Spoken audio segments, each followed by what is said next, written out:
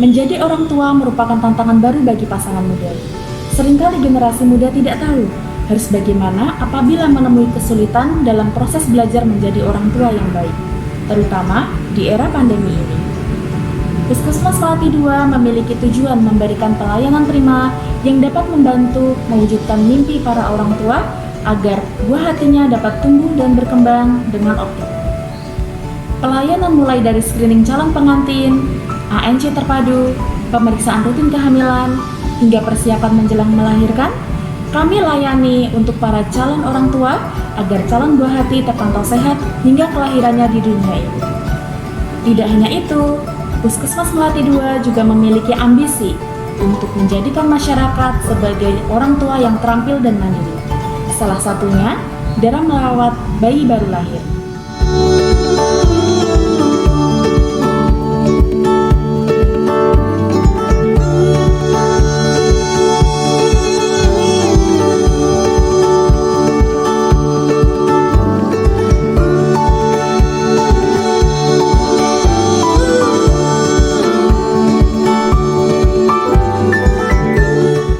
Setelah bayi lahir dan dipulangkan bersama ibu, seringkali ibu muda was-was karena bayi tidak lagi berada pada pengawasan langsung oleh tenaga kesehatan. Namun, ibu tidak perlu khawatir, masalah pada bayi selalu ada yang bisa kita deteksi.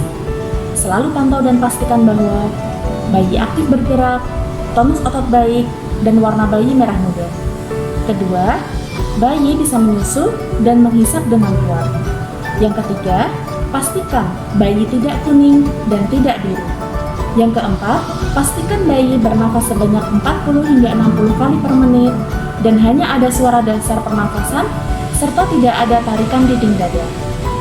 Yang kelima, pastikan tidak ada infeksi yang ditandai dengan adanya cairan yang kental yang keluar dari mata atau telinga. Yang keenam, pastikan tali pusat segar, tidak merah, tidak bernanah, tidak berbau, dan tidak berdarah. Yang terakhir, pastikan bayi buang air kecil dan buang air besar setiap hari.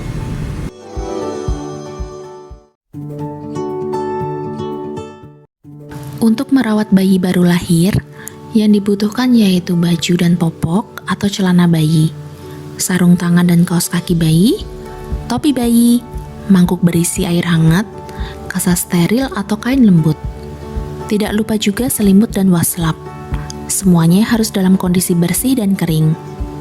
Jangan lupa 6 langkah cuci tangan dengan sabun dan air mengalir selama 40 hingga 60 detik. Mencuci tangan sangat penting untuk memutus infeksi virus dan bakteri dari orang dewasa ke bayi.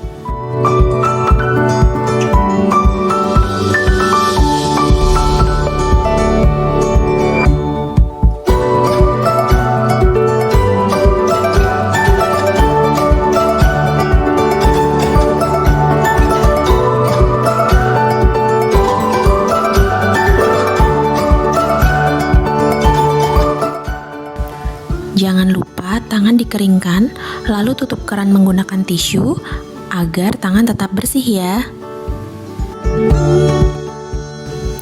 Pertama, lakukan termoregulasi. Menjaga bayi tetap hangat sangat penting agar bayi tetap sehat. Bayi diletakkan di tempat yang jauh dari sumber aliran angin. Bayi diberi baju yang lembut, hangat, kering, dan bersih. Tidak lupa bayi dipakaikan selimut dan dipakaikan sarung tangan dan kaos kaki.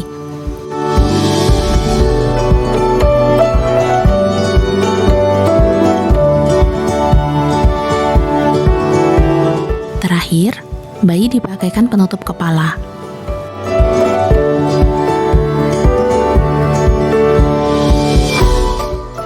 Jika telapak kaki bayi dingin, lakukan kontak kulit ke kulit di dada ibu. Bayi hanya memakai popok dan penutup kepala, lalu dada dan perut bayi dilekatkan di dada ibu yang telanjang. Dekap bayi dan di punggung bayi bisa ditambah selimut lagi. Metode ini disebut sebagai perawatan metode kangguru atau PMK. PMK tidak hanya dilakukan oleh ibu saja, tapi sang ayah juga bisa melakukannya loh. Bayi dirawat gabung agar ibu mudah menjangkau bayi. Yang terpenting, jaga ruangan agar selalu bersuhu hangat, yaitu 22 hingga 28 derajat Celcius. Cara lainnya untuk menjaga suhu bayi agar tetap hangat, yaitu melilitkan kain atau membedong bayi dengan kain. Membedong bisa menjaga agar panas tubuh bayi tetap terjaga. Yang perlu diperhatikan adalah jangan terlalu ketat saat membedong bayi.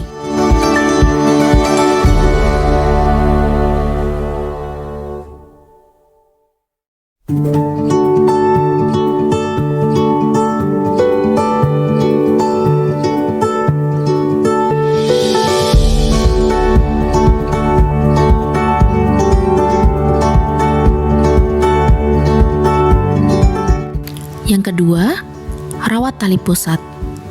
Cara membersihkan puntung tali pusat yaitu dengan mengusap puntung tali pusat dengan kain lembut atau kasa steril yang telah dicelupkan ke dalam air hangat. Lalu, dikeringkan dengan kain lembut atau kasa steril yang kering.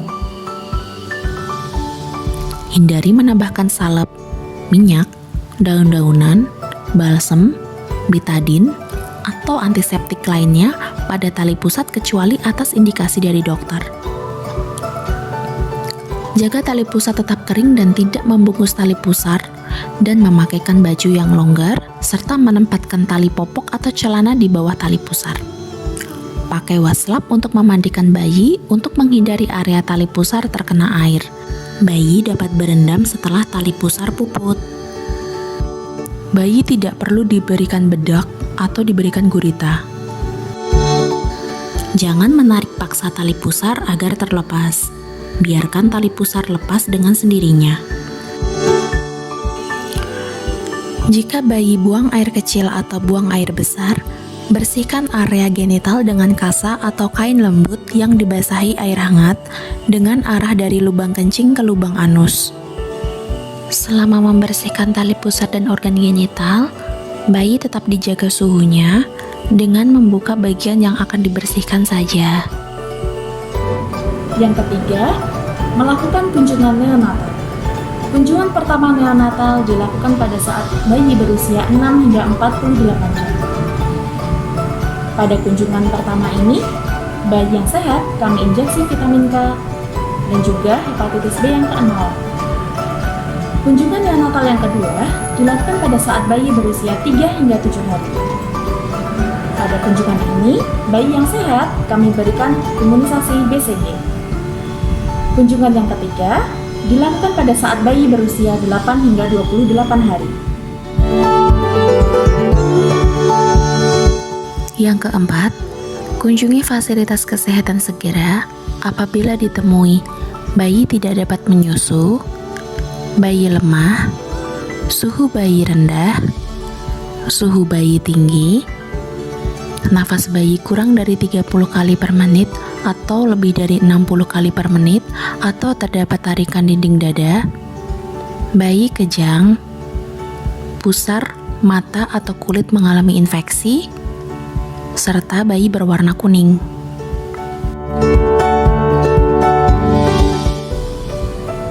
Menjadikan orang tua terampil dan mandiri menjadi salah satu komitmen agar anak dapat tumbuh dan berkembang dengan optimal. Memiliki generasi muda penerus bangsa yang sehat dan berkualitas merupakan aset berharga untuk kemajuan dan pembangunan suatu negara. Oleh sebab itu, mari kita dukung bersama upaya menyehatkan anak Indonesia untuk Indonesiaku, Indonesiamu, Indonesia kita semua.